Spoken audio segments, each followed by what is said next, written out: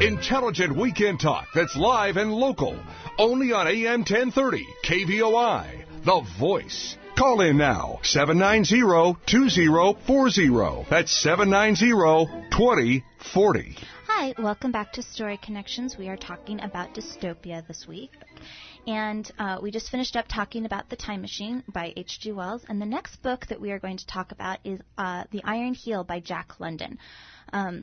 So The Iron Heel was published in 1908, and it is commonly considered the earliest modern dystopian novel in terms of politics as we think about it in the 20th and 21st century. And it actually had a huge impact on George Orwell in the writings that George Orwell did. George Orwell actually said that he thinks that it's more important to read The Iron Heel in school than he thought it was to read Brave New World. So, you know, from a man that we consider to be, you know, one of the premier dystopia novelists, I think that's very high praise. Yeah, I think that the reason that we don't read The Iron Heel is because history education would have to be so much better than really is, because London actually refers to historical figures. That's probably very true. So a brief synopsis, and I'm not going to be ruining the book in the synopsis because there's a spoiler in the beginning. There's a spoiler in the beginning. So I'm not going to tell you anything that Jack London doesn't write in the preface to his book. So in the preface to the book that he writes, it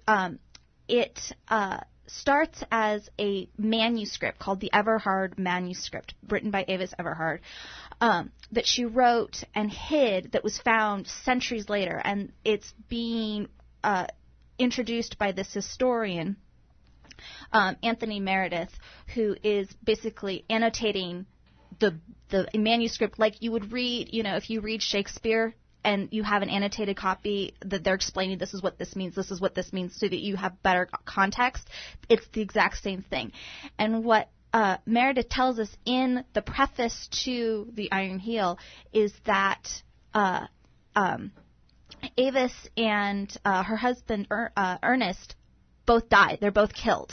That there is no happy ending, that you're not going to find it at the end of this book, that, you know, they were part of the an unsuccessful struggle, and that there were multiple unsuccessful struggles until centuries. Right, centuries of unsuccessful struggles, and this was just the second of a long line. But now, as you know, these much more evolved people, we can look back on them and we appreciate the struggle because it shows us where we've come from, but we're much better than that, but don't expect a happy ending. And it was, I mean, it's a spoiler at the beginning of the book. At the beginning of the book, you already know, oh, this is going to be depressing. Yeah. And it is. It's poignant. So the book itself is, once you get into the Everhard manuscript, is essentially a diary.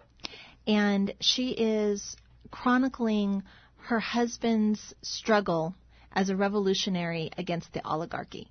And I don't think that you can talk about this book without talking about oligarchy. And I think oligarchy is the thing that links this book to today, because I believe that oligarchy is a real threat that the middle class faces. So why don't you go ahead and define oligarchy, Miss I have a poli-sci major. Okay. Oligarchy in its purest sense is rule by a small group of people. And that group of people can be connected by wealth, they can be connected by blood, they can be connected by influence, they can be connected because of military power. The key about an oligarchy is that a great deal of power is held in a very small number of people's hands. And I am not alone in saying we are facing an oligarchy taking over our country. There are a number of political scientists who have been making this observation, and actually the only independent in the Senate, Bernie Sanders, made that observation. And so what we're seeing is, you know, a small group of people, primarily Wall Street bankers, but also we find them in the Senate and in the House of Representatives. And in the tech world. Or the billionaires, who have a disproportionate influence on the policies that this country adopts. And I don't mean to sound like a conspiracy theorist or a revolutionary, because I'm really not. Or an Occupy Wall Streeter. Or an Occupy Wall Streeter, because I'm really not any of those things. But I am concerned that I see the gap between the rich and the poor getting wider and wider. And part of the reason that I'm concerned about that is because I tell people I am an economic and political refugee from California. My husband and I moved here over 20 years ago because the middle class in California could not provide us with a way to raise our family the way that we wanted to. There was no way, given the cost of living in California, that I could stay home with our kids, and that was really important to us. Plus, the policies in California were becoming more and more liberal, and they were interfering more and more in people's ability to choose how to raise their own children, and we just decided that California was not the right place for us, and we left. Well, recently I read an article talking about the oligarchy that is arising in California out of the tech world in Silicon Valley. And if you read the newspapers coming out of San Francisco, there is huge resentment from longtime Bay Area residents against the money and wealth that the tech oligarchs are bringing into Northern California, making it impossible for people who have been there for generations to continue to live there. Right. So the article was in the Daily Beast, and it's linked at our website, whystoriesmatter.com. You can go read it for yourself. And it's rather long, but it talks about, the fact that the Golden State, I'm going to just read the quote. At the same time, the Golden State now suffers the highest level of poverty in the country, 23.5% compared to 16% nationally. Worse than the long-term hard luck cases like Mississippi. It is now home to roughly 1/3 of the nation's welfare recipients, almost 3 times its proportion of the nation's population. Like medieval serfs, increasing numbers of Californians are downwardly mobile and doing worse than their parents. Native-born Latinos actually have shorter lifespans than their parents. And it goes on. I mean, there's a list of here are all of the things that are happening. Here are all of the problems. And Jack London's book, The Iron Heel, talks about why this is a problem. Now, he goes to socialism, and I don't. And fascism, and that is not the direction that we should be going. I agree. I don't think that socialism is the solution to oligarchy, and I don't think that fascism is the solution to oligarchy. I think representative government, where the government officials, the elected representatives, actually represent people, not corporations, is the answer. Right. But, part of what we need to be having a conversation about is we are not a democracy. We are a democratic republic, and there is a difference between a democracy, which is basically mob rule, and a democratic republic. And because we have started talking about, we're a democracy, we need to spread democracy, we're the world's democracy, people don't understand what it is that made America great. And because they don't understand what made America great, they don't understand how to get back to that. And books like The Iron Heel, which was published in 1908, was prescient in what it was talking about this is where we're going, and we've got to stop, because if we don't, bad things are going to happen. And that is also what It Can't Happen Here by Sinclair Lewis is talking about. And this one was published in 1935, and it is a political satire about what was going on in Europe with the rise of fascism and Germany and Germany with Hitler, and all of these people were wandering around going, that will never happen here. That will never happen here. There's no way that Americans will ever let socialism or communism or fascism come in and destroy our country. Which is ironic because,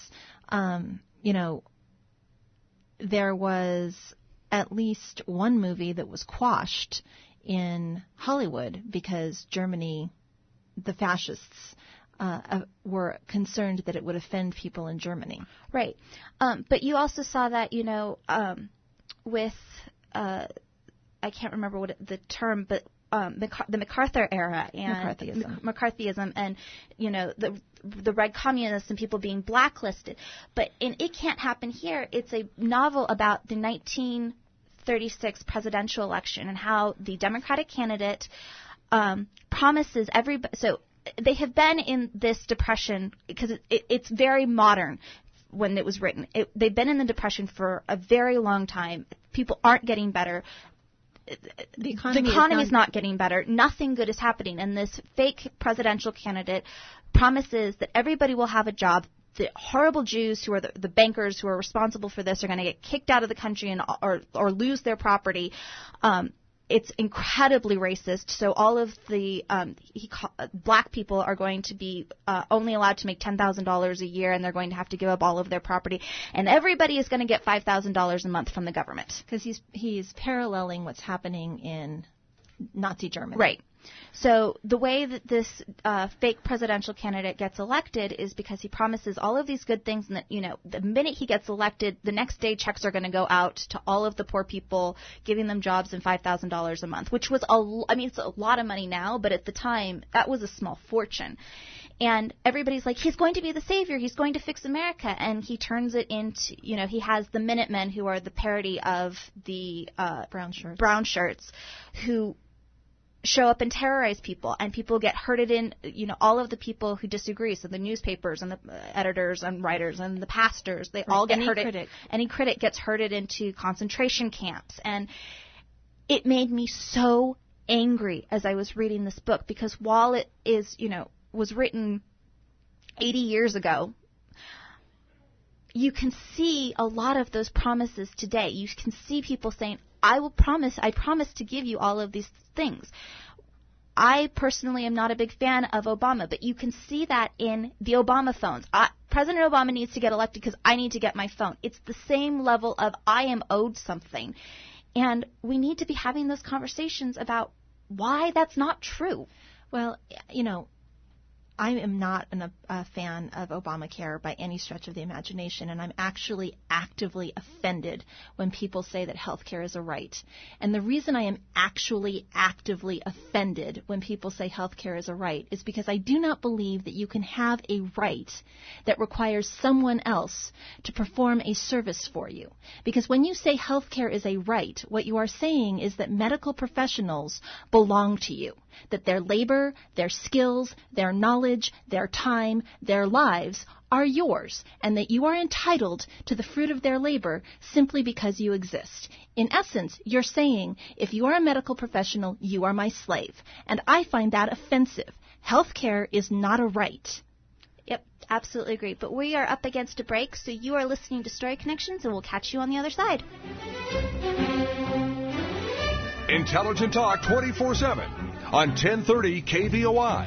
The Voice, on the web at kvoi.com.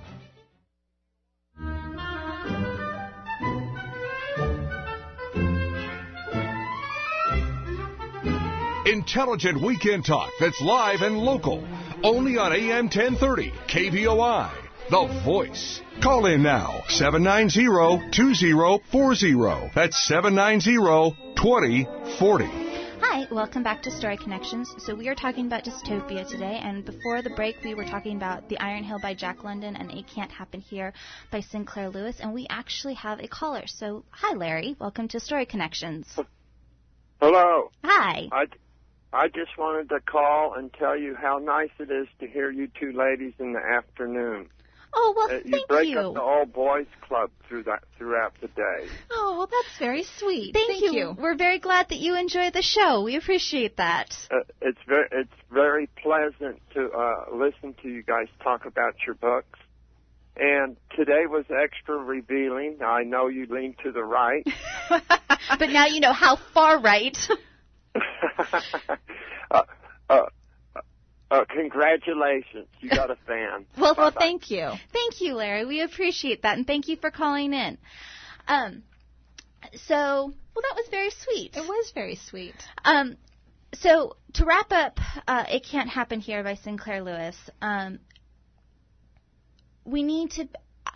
would highly encourage everybody to read that book and The Iron Heel.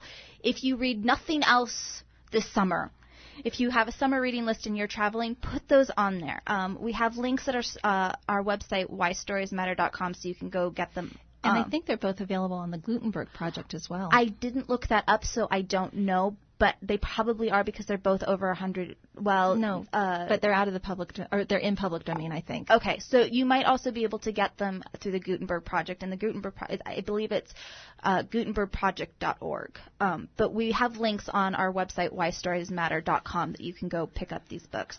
But the point here is, please, when you are considering candidates, think about the future that you want. Don't just think about the next 4 years, but think about the next 20 years, the next 40 years, the next 60 years. Well, I have an 19-month-old. He just turned 19 months.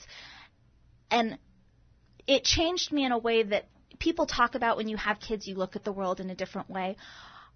I am so angry on my son's behalf about the country that he is going to inherit, the debt that he is inheriting. And it's because people didn't think about long-term consequences of elections. And elections have consequences. And part of why I wanted to talk about dystopia novels is because these books talk about the consequences that elections can have. Not that they necessarily will have, but that they can have, so that we can start having those conversations. And, if you want to have, if you don't necessarily want to call in, but you want to have this conversation, we have a Facebook page specifically for that. It's facebook.com/whystoriesmatter. And, we would love to be part of that conversation with you about what you think about these things, because it matters, and we need to be talking to each other. Even if you vehemently disagree with me, and Kathryn, part of what we need to do is start having those conversations again, because we've stopped. We've started saying, if you don't agree with me 110%, I'm not going to listen to you and you're just a moron. And that stifles everybody. Or worse, we've said, if we don't like what you have to say, you're not allowed to say it. Right. And that really is happening. Yes. And I think that the correct answer to hating someone's opinion is to have a discussion in the marketplace of ideas. I don't think that the answer to hating someone's opinion is to tell them that they're not allowed to express their opinion. No. I am a firm believer in Voltaire's, I may not agree with a word that you say, but I will fight to the death to defend your right to say it. You've got that almost right. Okay, how did I get it wrong? Say it back to me, because I don't know how I screwed it up. I may not agree with the word that you say, but I will defend to the death your right to say it. Okay. But the idea is the same. It is the same. Whichever way you say it. Which is, ideas matter. And ideas are important. And there is no idea so scary that we can't even talk about it.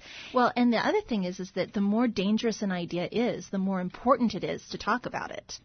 Right. And when we talk about it, we all are better off, because they're ideas that should be immediately rejected. It is never, ever, ever, ever, ever, ever, ever, ever, ever, ever, ever, ever, ever okay to rape a small child. That is not an idea that is okay. Ever. So we should reject that idea, but that doesn't mean that we shouldn't be able to talk about it.